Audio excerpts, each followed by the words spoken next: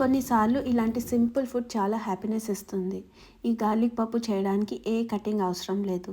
రండి ఈ గార్లిక్ పప్పు ఎలా చేయాలో చూద్దాం. ఫస్ట్ ప్రెషర్ కుక్కర్లో కందిపప్పు ఇంకా పెసరపప్పు వేసుకొని బాగా వాష్ చేసుకోవాలి. ఇందులోకి వెల్లుల్లి ఇంకా కారం పొడి వేసుకొని కావాల్సినన్ని నీళ్లు పోసుకోవాలి. ఈ పప్పు అట్లీస్ట్ ఒక 30 నిమిషాలు నాననివ్వాలి. తర్వాత ఒక 3 whistles on medium flame cook చేసుకొని ప్రెషర్ రిలీజ్ అయ్యాక పప్పుని మ్యాష్ చేసుకొని సాల్ట్ ఇంకా వాటర్ యాడ్ చేసుకోవాలి.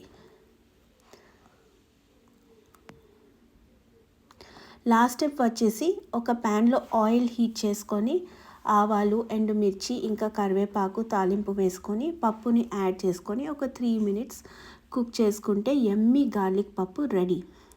మీకు కనుక ఈ రెసిపీ నచ్చినట్టయితే please do like, share and subscribe. Thank you.